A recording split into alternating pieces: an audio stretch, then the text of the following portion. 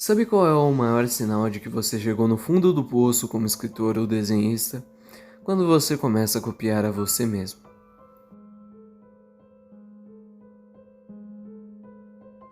Talvez sem perceber, isso é algo que muitos autores recaem por pura inocência. É realmente difícil encontrar inspiração e o mais comum de um autor é ter apenas uma obra de sucesso ou apenas uma obra que se destaca entre as suas outras.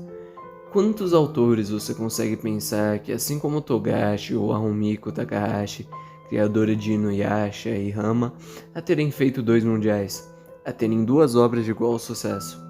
É algo extremamente raro e não podemos dizer que copiar a si mesmo não acontece com os melhores.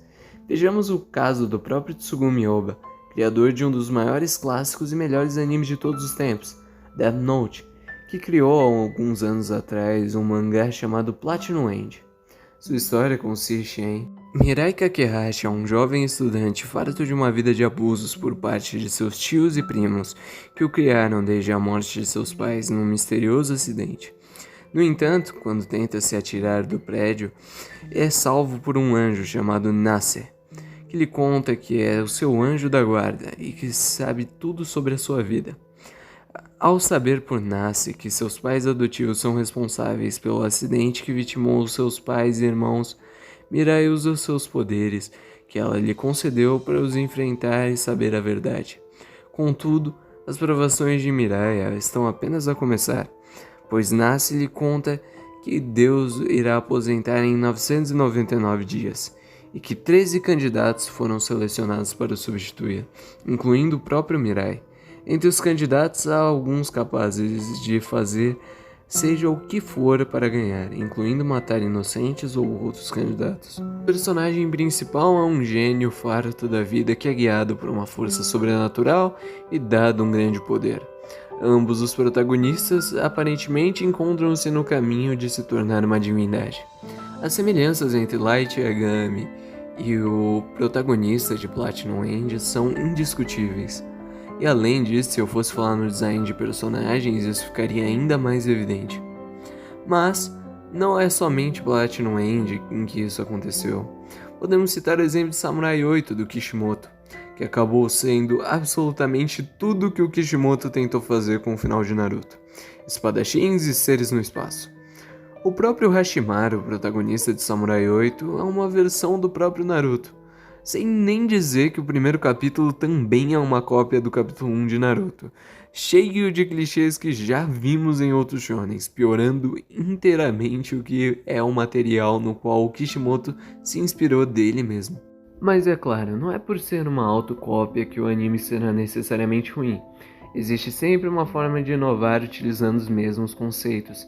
Inclusive eu mesmo nunca cheguei a ler ou assistir Platinum End, ou ler e assistir mais do que 20 capítulos do cancelado Samurai 8, se bem que esse era bem ruim sim, esse daí era péssimo. Tem cara daqueles web manga produzido no Brasil tentando copiar os clichês do shonen e é sempre colocado como o mangá brasileiro.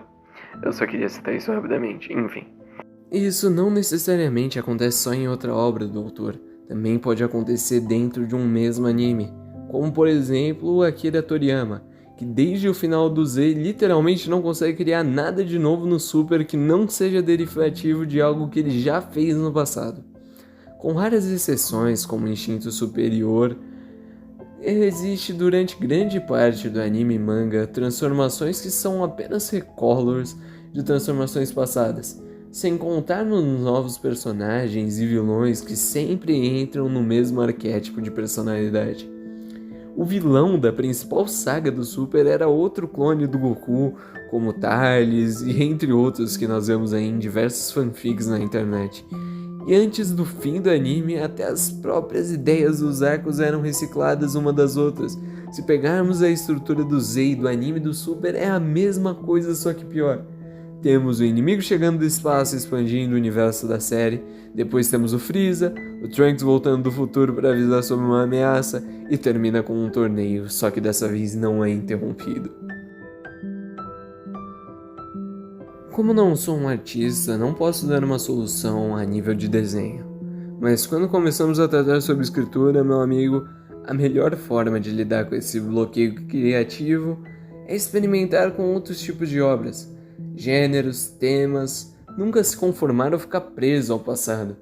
É apenas agradecer pelo que aconteceu, pelo sucesso e seguir em frente.